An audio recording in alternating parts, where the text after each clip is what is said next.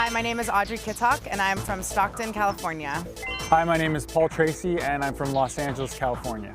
I love to travel. I've been traveling for my entire life and I'm really excited to go to a country that I've never been to before.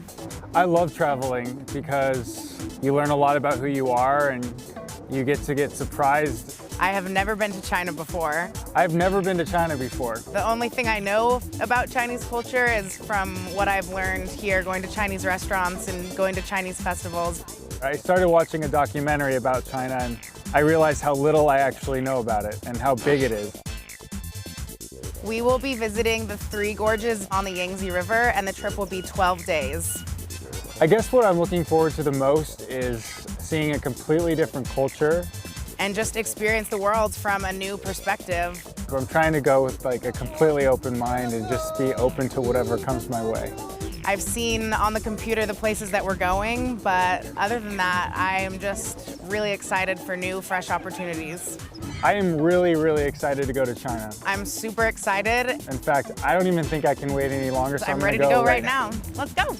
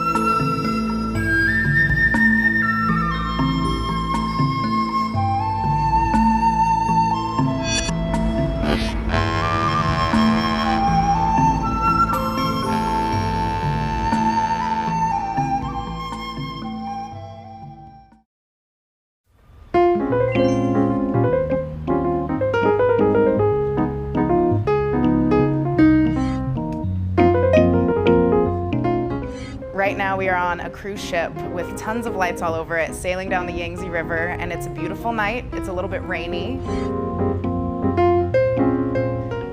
Last night we arrived in Chongqing. This afternoon we got to explore the city. We went to downtown Chongqing. We took a gondola across the Yangtze River.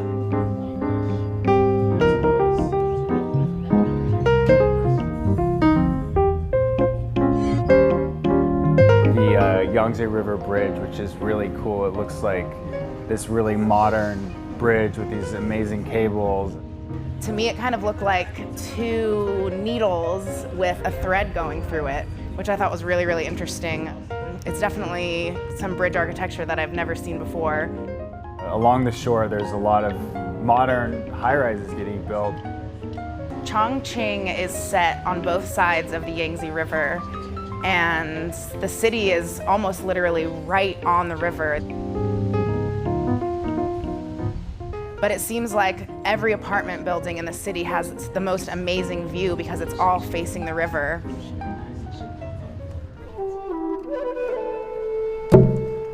After the gondola ride, we went to this amazing Taoist temple up in the hills. And we had to climb up these crazy staircases. Probably about a 20-minute walk up hundreds and hundreds of stairs. It was a really steep hike.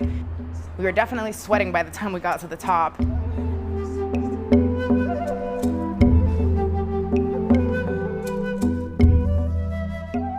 This amazing temple, some of the things there were like 500 years old. And when we passed one little corner, we had this amazing view of the entire city. It feels like New York, but way bigger and way more crowded. In the skyline, you could just see skyscrapers for miles and miles. They kind of disappeared into the fog. And then when you looked a little further into the fog, you saw more beautiful green mountains in the distance. To my surprise, the air actually smelled incredibly fresh and it smelled really lush. It kind of felt like Hawaii in a certain sense. It's really warm and really humid. And then we got to see the Yangtze River Bridge from a completely different angle. right after the cities on each side of the river are beautiful mountains, totally lush and green, and I've heard that it's a protected area. And it was super green. I mean, it felt like you were in Fengdu or something. Like the trees and the foliage was just gorgeous. So it's really cool. You get this really rich city experience, but then you take a 10-minute drive out of the city and you're in nature, and it doesn't smell like the city, it doesn't feel like the city. It's very serene and very calming, and it's really cool to have two very distinct feelings so close together. Chongqing is a very large city. It is 31,000 square miles, which is about the size of South Carolina. And amazingly, it contains over 28 million people, which is 3 times the population of New York. Compared to Los Angeles, Chongqing is like super condensed, just building on top of building. And Los Angeles is a very flat city. There are some mountain ranges and hills. It's completely night and day. I felt much more at home here than I thought I would. So right now we are taking a short evening cruise along the Yangtze River, preparing for our 3-day cruise starting tomorrow. We were just enjoying the amazing view of the city, and at night all the buildings are lit up. We sat out front on the bow of the boat and enjoyed a delicious bottle of wine that was made in China. The boat is a great place to be. We've been having a lot of fun so far.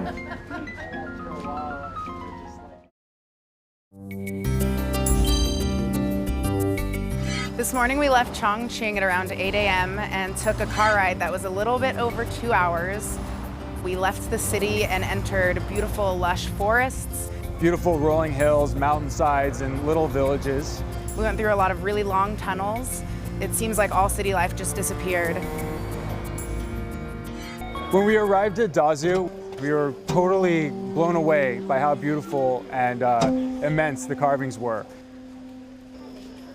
The Dazu Rock Carvings are carved into this giant mountainside.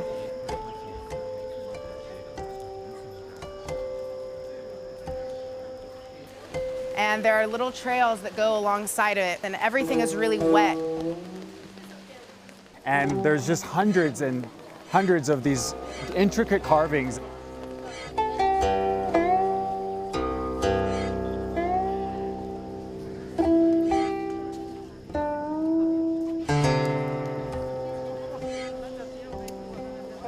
And one thing that's really interesting to me about them is that they've been able to integrate 3 major religions into the artwork. There's Confucianism, Buddhism, and Taoism. The stone carvings began in the 6th century and ended around the 13th century, so it took many, many years for these stone carvings to be created. These carvings are over 800 years old and took over 70 years to complete. The colors are deep cobalt blue, baby blue, really vibrant gold. The reclining Buddha, one of my favorite carvings here, his face is really serene, and I guess it's supposed to be about him entering nirvana. One of the things that stood out most to me was the gold carving indoors. We're here looking at a depiction of Avalokiteshvara with 1,000 hands. Specifically in this one, he's depicted with 1,007 hands, each that has an eye in the middle. I really connect with Avalokiteshvara because he is the male version of Kuan Yin, and Kuan Yin is the goddess of compassion. And back home on my bed, I have a little version of Kuan Yin sitting on my bedstand, always reminding me to be compassionate. And you look at the other carvings and you see all kinds of facial expressions, and you see these demons that are being fought by different guardians and different gods, different statues depicting different kinds of emotions and feelings.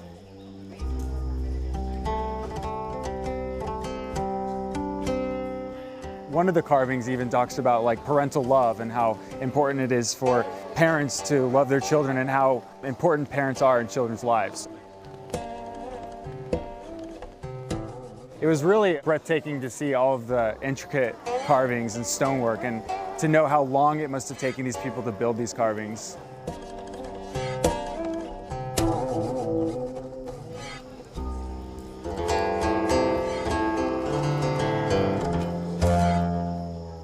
Today, after we leave the Dazu Rock Carvings, we're gonna drive back to the city of Chongqing and we are going to get on our cruise ship. It's gonna take us up the Yangtze River and I'm really stoked because I haven't been on a cruise since I was 14 years old. It's gonna be a 4-day cruise and we're all getting really, really excited.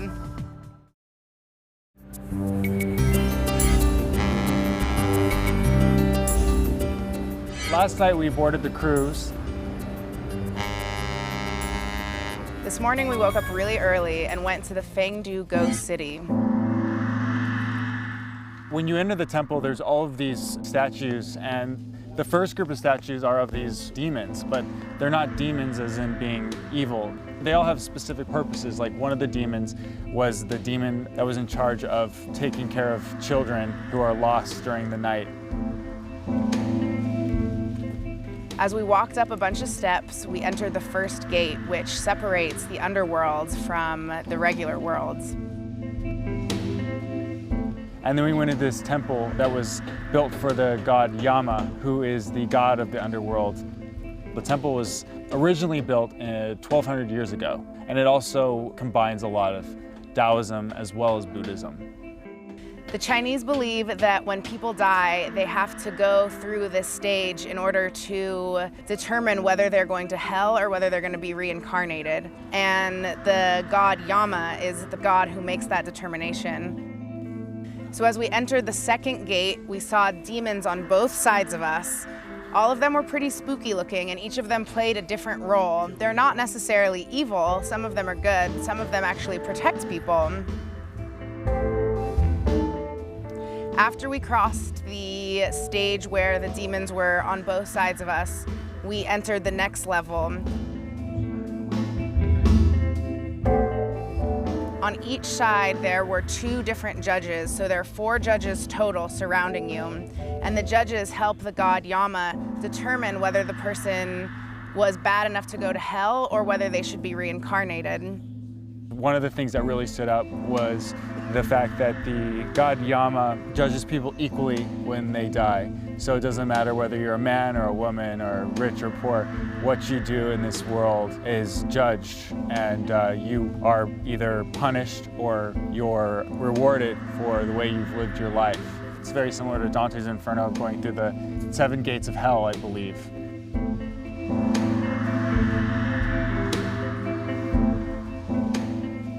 And then after you got past the judges, you saw this golden statue of Yama. He was painted in gold and had vibrant clothes on. He had a very stern face. He looked like someone who is really going to judge you. His eyes were very wide and he was very serious. I was really taken back by the main statue of Yama. I don't know, something about this statue really touched me because he was very warm and friendly. The guide was talking a lot about how he represented longevity and how a lot of people come to pray to their ancestors and to pray for a life of longevity and a life of prosperity here. After we looked at Yama for a while, we walked around the back of the statue, and this is where Yama's wife resides. And her statue was a little bit different. She was smaller in size, and whereas Yama's face was very stern, his wife's face was very soft and very beautiful and had an expression of kindness on it. Who was supposed to be the representative of compassion and kindness.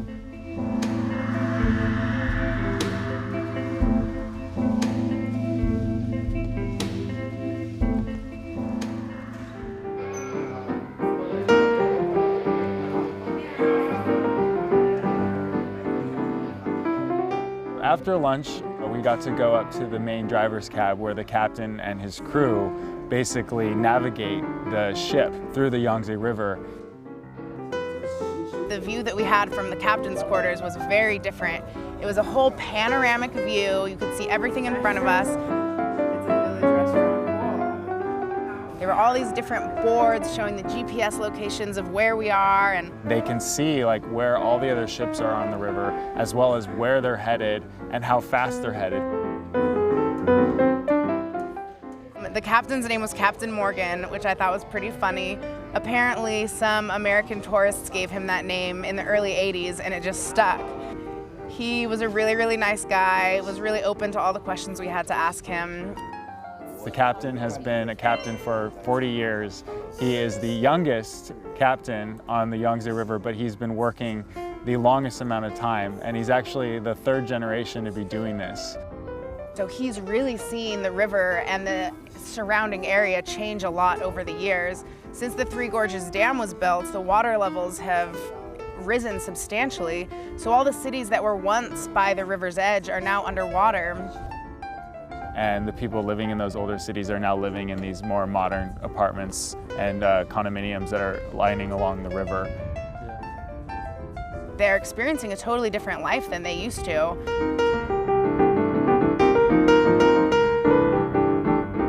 His work life is that he's on the ship 300 days out of the year, and he gets 2 months off when the ship has to do some repair work. He does not usually captain the ship. Usually he just delegates duties to all of the people, and if there's some kind of difficult maneuver to make with the boat, or if there's an emergency, he'll step in and take charge, but he's really the person who just makes sure everything is going as planned. The crew on the ship is over 180 people. That includes all the captains and like people working in the restaurants or cleaning the cabins. And the boat itself can hold over 570 people. Which is funny because right now I guess there's 400 people on the ship, but it doesn't even feel that crowded. A lot more room than you would think, I suppose, because you wouldn't expect there to be that many people on the ship right now.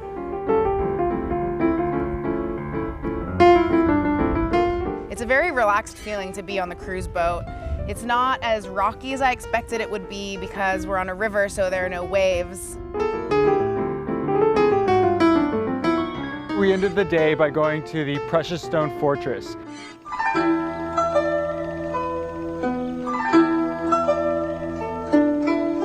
To get to the Precious Stone Fortress, we had to walk across a long bridge that was really shaky. And there were a lot of people on the bridge. There was this stone wall that was built around the Precious Stone Fortress. It almost made a bowl because the Yangtze River has risen up around it.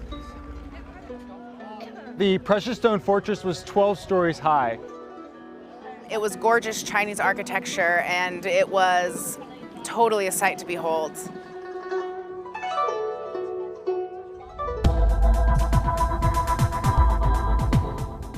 Being on the cruise on the first day, you see a lot of beautiful rolling hills and then huge mountains in the background and lots of little villages and towns that are lined along the water.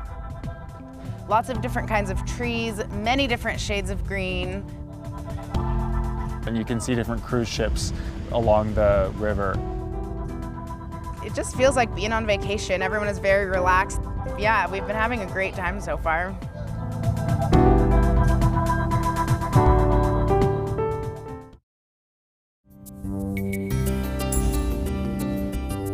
This morning we woke up early and visited the White Emperor City. Originally, the White Emperor City wasn't an island, but since the dam was built, the waters have risen and have made it an island. The White Emperor City is called the White Emperor City because it is shrouded in mist and is a very serene place, which is how the Chinese think that an emperor should be, is serene and calm. To get to the White Emperor City, we crossed a long bridge that went over the Yangtze River. We went up this incredible staircase, and one of the things that was really cool to see were all these elder Chinese men and women walking up the stairs like it was no big deal. I mean, these people were anywhere between their early 70s to late 80s, just completely in excellent shape, going up these stairs right along with us. It was really cool to see them doing this really intense physical activity.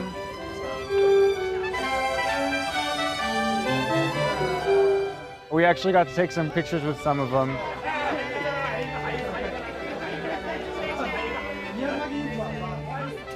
When we got up to the staircase, there was a big entrance, and to the side of it, we got to see the first of the three gorges called the Chutong Gorge. And we kind of stood out on one of the rock walls and got to check out the view from there. The Chutong Gorge looked beautiful from this perspective. You saw giant vertical cliffs jutting out of the water that were different colors, reds and oranges. And on the tops of the cliffs, they rounded a bit and there was a lot of beautiful, lush greenery.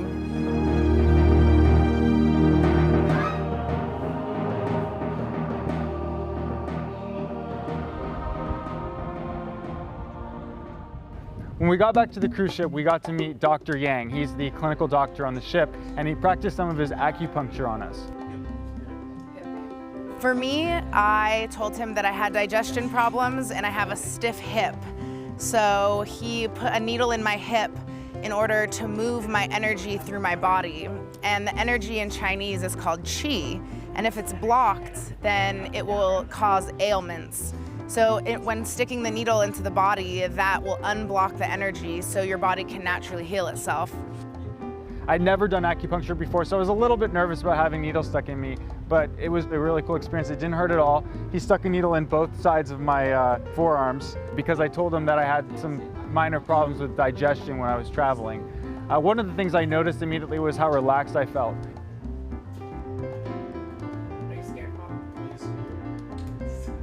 He put this incense or this smoke around the needles and up my arms. I can feel my arms more relaxed. I don't know, I guess it's maybe a slight numbing, but more just relaxed. That's normal. Yeah. To treat my digestion ailments, Dr. Yang put a needle right here on my knee. And he did so because everything in the body is connected. So if you have a blockage here, it can affect your body here. This acupuncture treatment is different than ones I've had in the past because I've never experienced the moxibustion smoke before. So it's interesting to have the sensation of the smoke as well as the needles in my body. It's new for me and I'm really enjoying it. I definitely felt there was a change in my energy, a change in my mood, and after the acupuncture session, I felt very at ease. It was a really interesting experience. I'm definitely going to have to try it out again when I get back to the States. After we had our acupuncture session, we got to go through the Chutong Gorge, which is the largest gorge. It's not only the widest, but it's also the deepest. It was this incredible, massive rock that's been carved out of the Yangtze River. The cliffs that we saw from the White Emperor City looked even bigger when we were going through them. They're straight vertical, up and down when you first enter the gorge. The only thing I could compare it to would be something between the Grand Canyon and the Yosemite Park. The only thing that I could compare it to in my mind was the Nepali coast on Kauai, but it's so different at the same time. And it's a totally awe-inspiring view.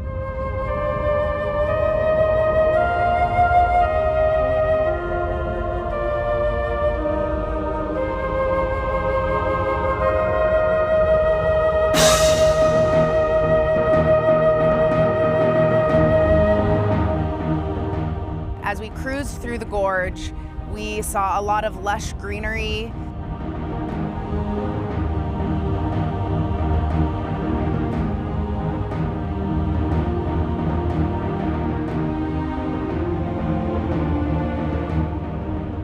There was not much city life. The cliffs are too steep to really put any buildings or housing developments on. The sun was really bright at the time. It was really hot at this time during the day, and the sun was shining on the water in a way that turned the water a really deep bronze color.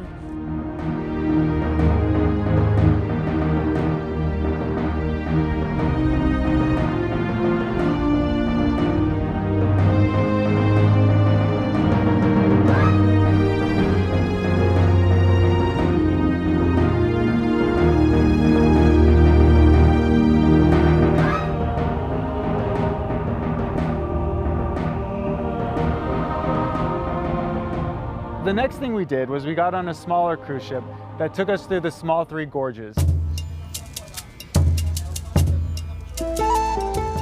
It wasn't quite as big, and the water isn't as deep there.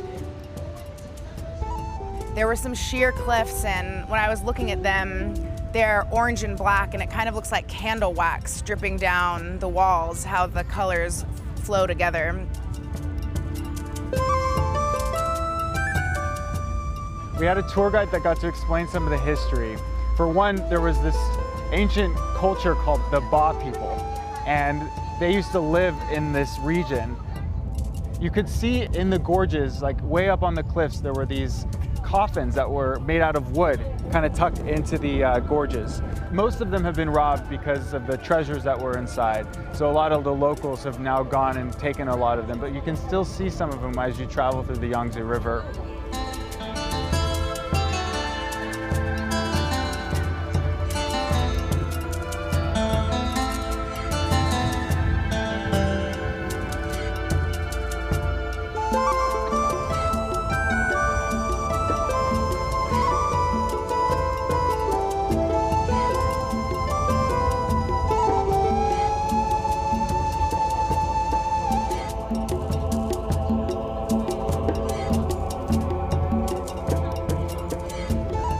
After going through the three small gorges, we got onto an even smaller boat, which usually only holds about 30 to 40 people.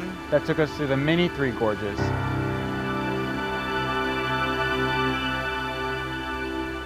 The river got a lot smaller, the water became a lot greener. There was beautiful bright green algae layering the tops of the water.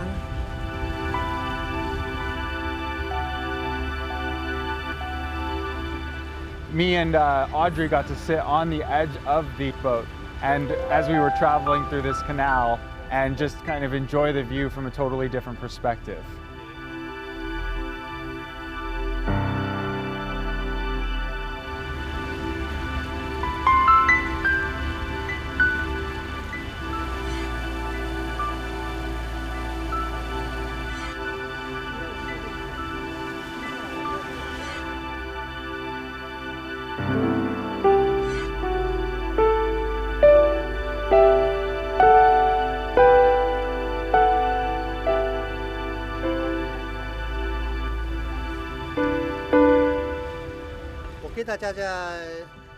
The captain is from a group called the Tujia minority, and I guess it's one of the biggest minorities in this region. And supposedly, the Tujia are the direct descendants of the Ba people. The Ba people who lived in the region were known to sing in order to attract lovers. If you weren't able to sing, then you couldn't find a lover. At one point, the captain actually sang for us, and he sang these native Tujia songs.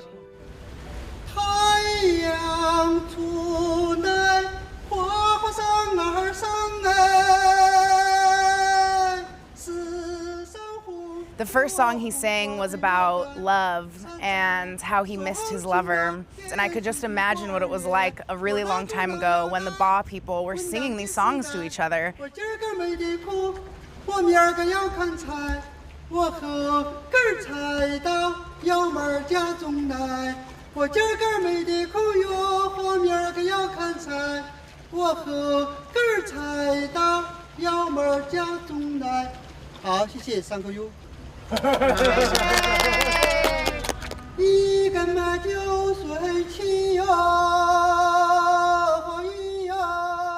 The second song he sang was about life on the river.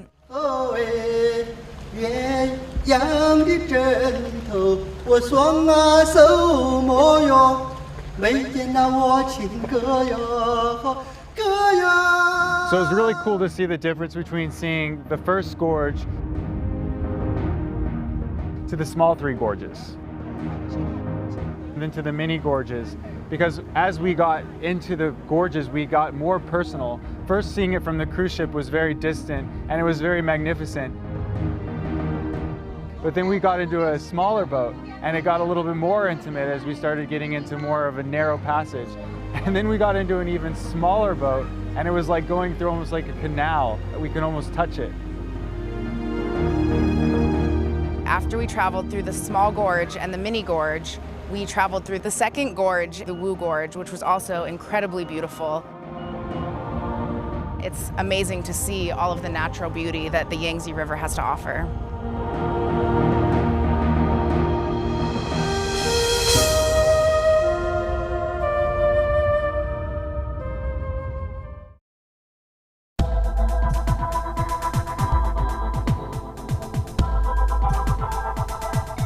This morning we visited the Three Gorges Dam project, which is the largest hydroelectric facility in the entire world. It's the most impressive example of construction and architecture I've ever seen. If I could compare it to anything, it would be like the Panama Canal on steroids. It was a pretty cool thing to see. We drove up to this platform called the Tanziling platform, and we looked out over the entire dam. We visited the dam itself, which is 1.4 miles long, or 2.3 kilometers. When we observed it, it was shrouded in mist. You could see the front of it, which is all granite and concrete and is absolutely huge. We couldn't even see the other side, showing how big this dam actually is. Between the time that it was built, between 1993 and 2009, 17 years, over 40,000 people worked on the project. They're still actually building a ship elevator that should be completed, I think, within the next year. The ship elevator will carry ships up to 3,000 tons, and it will only take 47 minutes to pass through the dam. We also observed the locks, which we traveled through last night in this ship. There are 2 lanes to the locks, one going upstream and one going downstream. There are 5 sections to the lock, so essentially each is a different step. The ships will go into one lock, and if they're going upstream, the lock will fill with water and take them to the next level, eventually getting them to the other side of the river. They can carry usually 6 ships at a time, if the ships are about 3,000 tons each. Right now, ships traveling through the locks take about 3 to 4 hours to pass.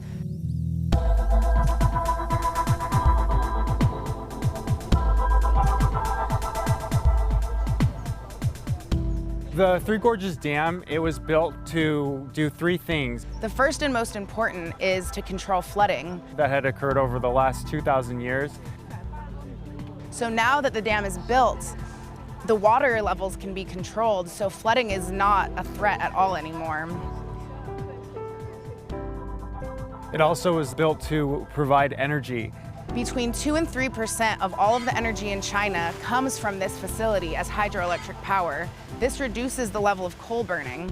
Coal burning is the other main generator of power in China. So now that the Three Gorges Dam project has been completed, there is less pollution due to coal burning. And the third thing that it was created for was for navigation, so that more ships could go along the river. Before the dam was constructed, there were a lot of rocks and the river was much more shallow. Now that the water levels have risen, it's a lot easier to navigate ships. Before the dam was built, you couldn't go from Shanghai to this particular region, and now ships are able to pass through quite easily.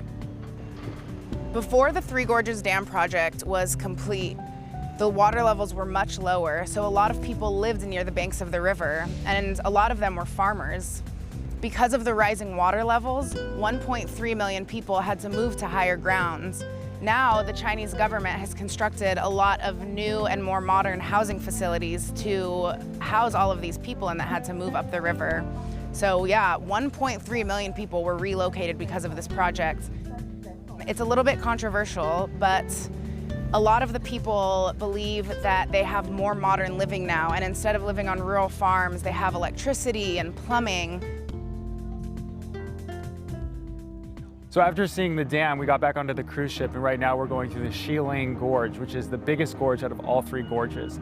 It's actually half the size of all 3 of the gorges combined. It looks similar to the other gorges, though the mountains are a little bit smaller and the greenery comes all the way down to the water level.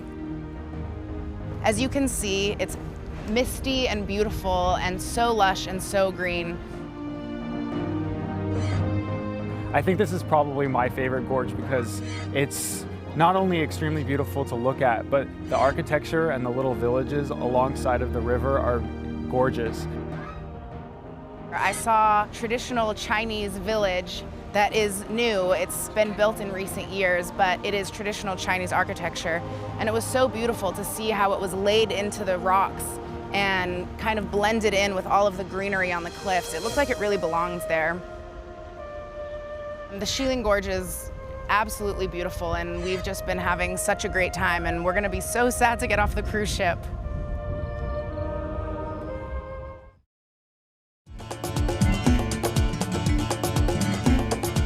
Yesterday we got off the cruise ship and we got to Yichang. This morning we woke up in Yichang and hopped in a bus and took a ride through one of the mountains surrounding the Yangtze River. We went to the Shilin Gorge again, which I was really excited about because I'd seen a lot of the little villages and different buildings that had a really cool architecture to them when we were cruising down the Yangtze River yesterday. We had amazing views of the Yangtze River. It was really good to look down on it since we've been on a cruise ship for the last couple days sailing through it. After the bus ride, we stopped in a small little village area. Got onto a little ferry that took us across the river to this Ba village. As we were on the boat ride, we noticed a lot of beautiful little villages inlaid into the side of the mountain. They were all different colors. Some of them were white and were right along the edge of the water.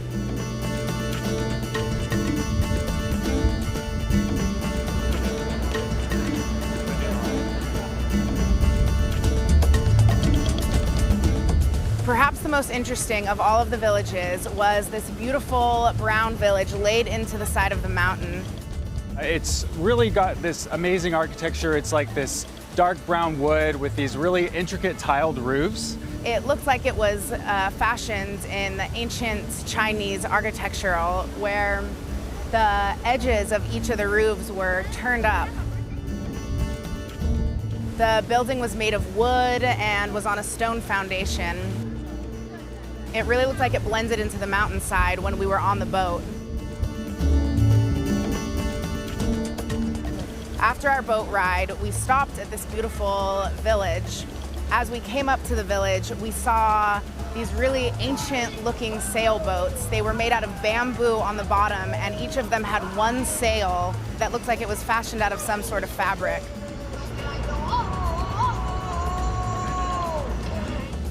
As we stepped off the boat into the village, we walked up this really long staircase and it brought us to this little Ba village, and there was this seating area, kind of like the old Greek performance centers.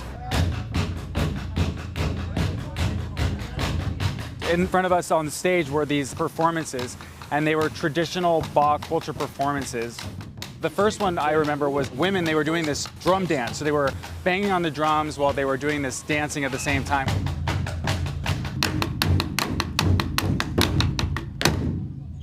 Another one which was really interesting and amazing is when a man in a mask came down the stairs around the outdoor theater. He had this devil face mask. He came down and started dancing and flailing his arms. Supposedly it was to expel evil spirits, but he also was performing a dance that the ancient Ba people would use when they had enemies coming. So they would dance in order to frighten their enemies away.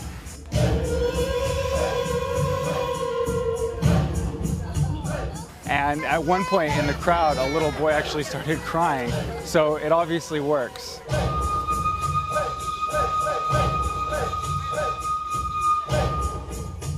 My favorite one was a man blowing fire out of his mouth everywhere.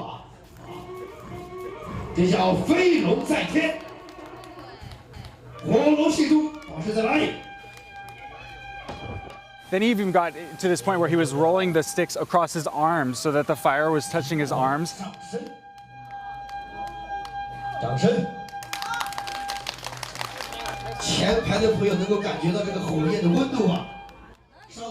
It was pretty painful looking, but I don't know how he's developed any kind of tolerance to that, but somehow he's managed to do it.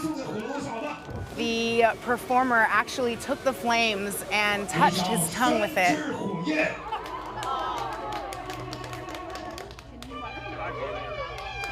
Right after he did that, he ran up onto stage and took the fire staff and actually put it onto his mouth and balanced it. It was really, really crazy.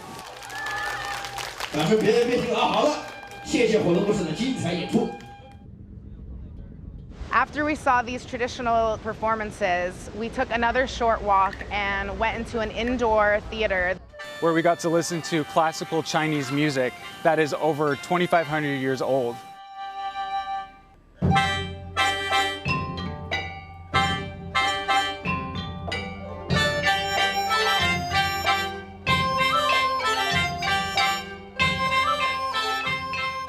They were playing all different sorts of instruments, none of which I recognized.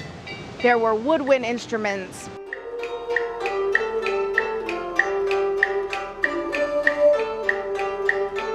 string instruments, bells. The music itself was, I mean, at times I could feel like the hair on my arm kind of start to stick up because it was so beautiful.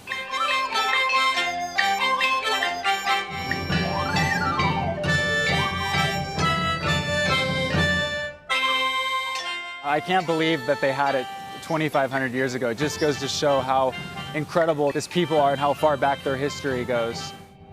And after the performance, Audrey and I got to go back and hit some of the bells with some of the tools. They gave us these little wooden hammers and let us play the different bells. The bells were made out of copper, and depending on the size and the shape of the bell, they would make different noises.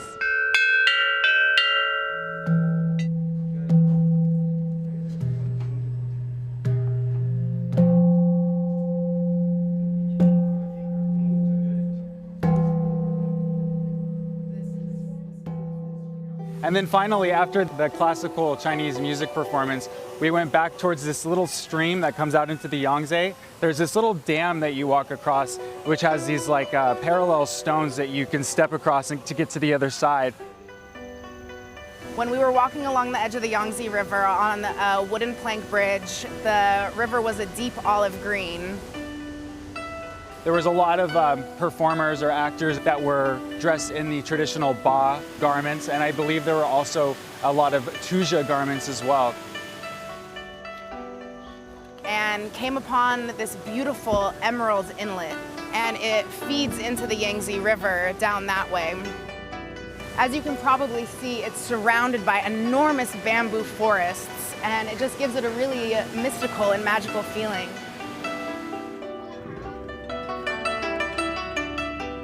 We went all the way up to this like stream area where you can see the waterfall. We also saw some beautiful ducks sitting on the river and some women with beautiful fabric hung behind them. Probably one of my favorite parts of the day, just because I'm such an animal lover, is when we got to spend some time with the wild macaque monkeys. And I've seen monkeys in zoos, but I've never really gotten very close with them, and there's no guardrail or barrier between us and the monkeys. They were very social and very hungry. We got little sacks of peanuts and we got to feed them. One of the macaque monkeys came right up to me, jumped in my lap, and started grabbing the peanuts out of my hands.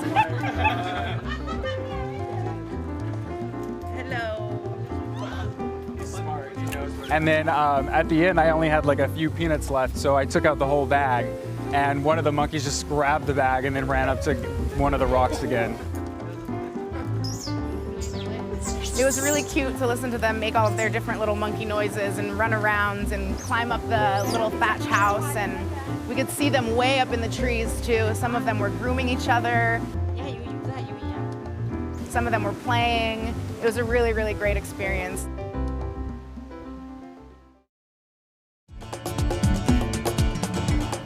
Today we left Yichang and we took a 4-hour drive from Yichang to Badong County. It was really rainy the whole way through.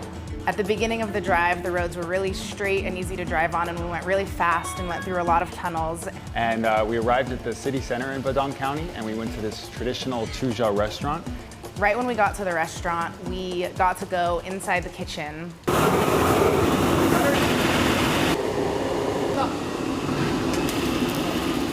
There were lots of major stoves on one hand side, and then on the other side were all like the fresh produce that the chef Tan gets from a local farm where they get all of their produce. There were different little sections of spices and herbs and gelatinous blood and all different kinds of peppers, pickled vegetables. We got to watch the chef make these 3 different dishes. The first one was this pork bone and beef dish. Made with a lot of radishes, and there were 2 different parts to the dish.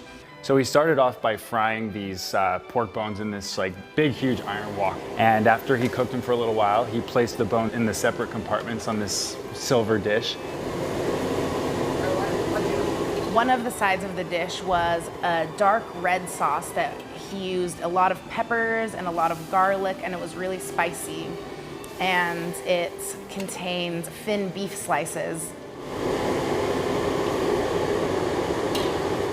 Another one of the dishes he made was a fried koi fish. This koi fish, which had been sliced in half and then laid flat, so it looked like you almost had 2 fishes or 2 heads.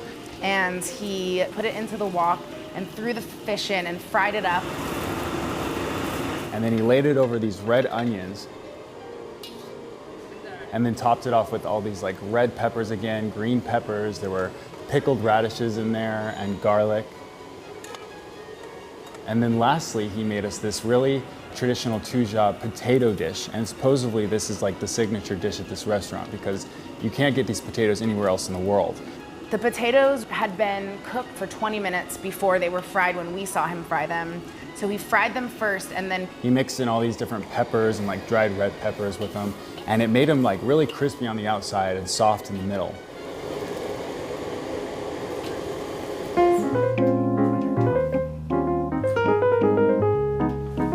这道菜叫萝卜炖童子骨，还有这个叫萝卜炖牛肉，都是我们采自海拔1800米的高地上面的萝卜蔬菜基地。Oh wow. The radish is really soft. I expected it to be more crispy and bitter, but it's really soft and it's really mild. You can definitely taste the flavors from the broth that it's in. It's not too spicy though. Let's see.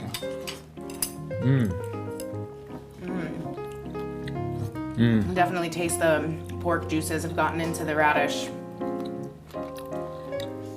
It definitely does not taste like the radishes I'm used to. No. Yeah, I expected it to be spicy and bitter, but it's actually not spicy at all.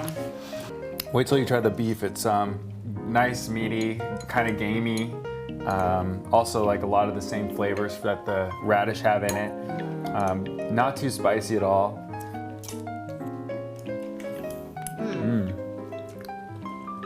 Finally got a bite of the pork from the bone. It's really good. Oh, It just yeah, melts try in your that. mouth. It feels like it's been cooked for a really, really long time. Okay, I'm gonna eat a piece of beef with the chili on it and see if I can handle the flavor.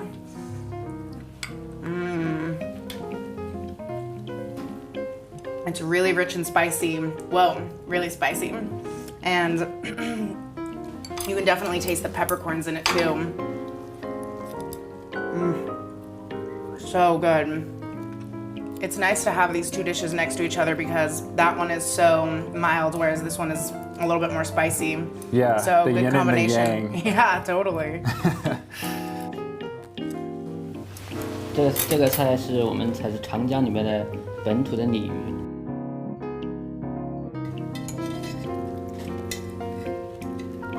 Oh my gosh. So flavorful.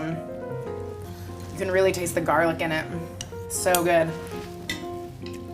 It's a lot more meaty than I expected too. For some reason I always thought koi fish would be like bony and not that fleshy, but there's a lot of really good, it's like a white meat. It's very, very simple so all the spices can come through. Really, really good. Wow. Yeah, super meaty and super like not too fishy. It's very mild, meaty texture, tender. I really like the crispiness of the skin. 这道菜是我们当地的土产，叫土豆。我们这边的土豆也是产自高山地区的。So good, really, really rich. You can tell that it's been fried for a long time, which makes me happy. The outside of the skin is a little bit crispy and a little bit spicy, and the inside of the potato is richer than most potatoes I've had in the past. The crispiness on the potato reminds me almost of like a French fry and a mashed potato mixed together. The spices that they used when they were frying the potatoes definitely can be tasted in here. You've got this nice kind of spicy pepper taste. The potato itself is really creamy and smooth and soft. I think like this would definitely be something like Americans would love because we eat a lot of potatoes and yeah.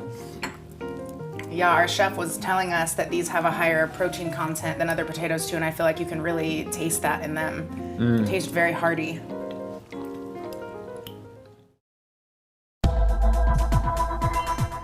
Today we left Badong County And hopped on a ferry and cruised through the Shenlong Gorge.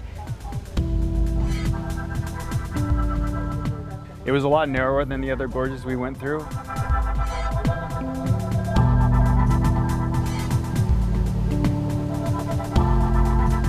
And on the gorge's walls, there were these Chinese characters with painted in red, which was really neat.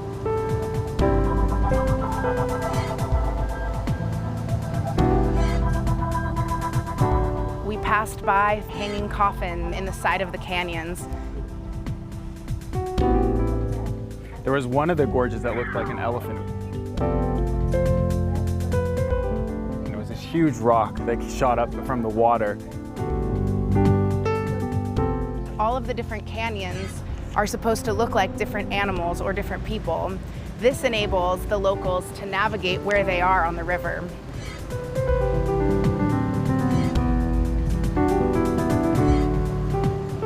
We went through the Shenong Gorge.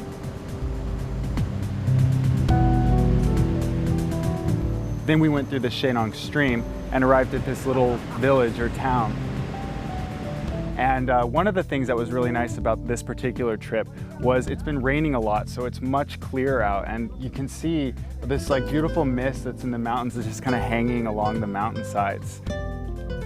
Once we got off of our boat, we entered a local village and we got to watch one of the local villagers named Mr. Tan make these awesome, beautiful, intricate sandals for us.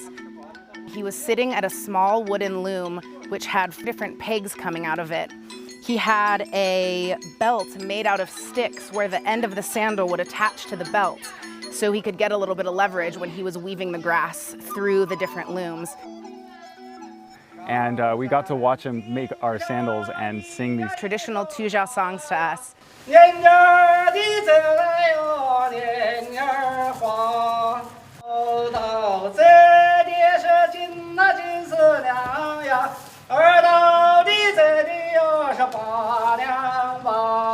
They were really, really beautiful, and the best part is that we got to follow along and try to learn some of the songs.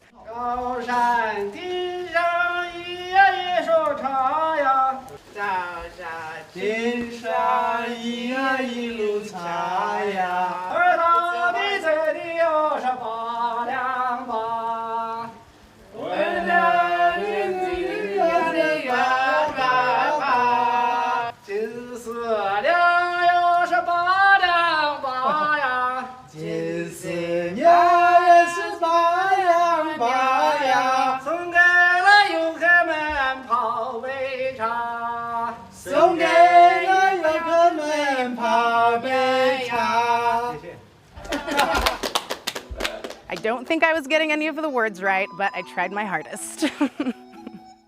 Afterwards, he allowed us to choose our own individual pair of sandals made out of nylon. Supposedly, these people wear these shoes every single day for 6 months. And that's considering how often these shoes are used by these people. I mean, I see them wading in the water here. I see them climbing up these steps and mountainsides. I actually chose not to wear mine around after he made them because I wanted to keep them clean and preserved. We learned that for each pair of sandals, it takes a half day to make them. So it's a lot of work that goes into making these. I love them. They're really beautiful, really intricate, and best of all, really, really comfy. Big model shoes.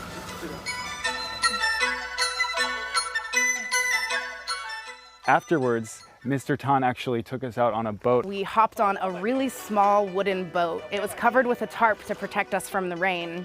And Mr. Tan and a few other guys used oars to take us across the reservoir. And then they showed us the Ancient art of boat pulling. where they pull boats with ropes. In this region, parts of the river were only a foot deep, so the locals had to tie ropes to the boats to pull them across the river. They threw the ropes over their backs and climbed over this hillside and took us along the river. I could only imagine what it used to look like when they were basically nude, pulling people through these more shallow waters with lots of rocks and more of a tumultuous current. Today, this tradition is dying out since boats can pass easier across the water.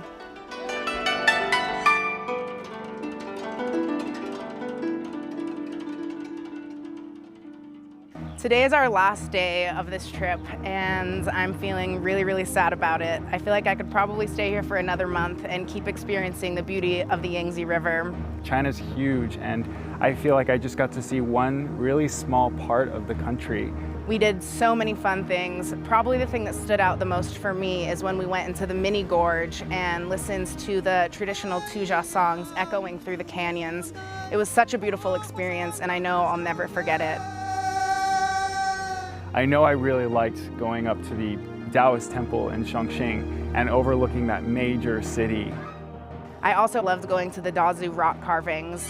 It was amazing to see such beautiful and intricate works of art that dated back all the way to the 9th century.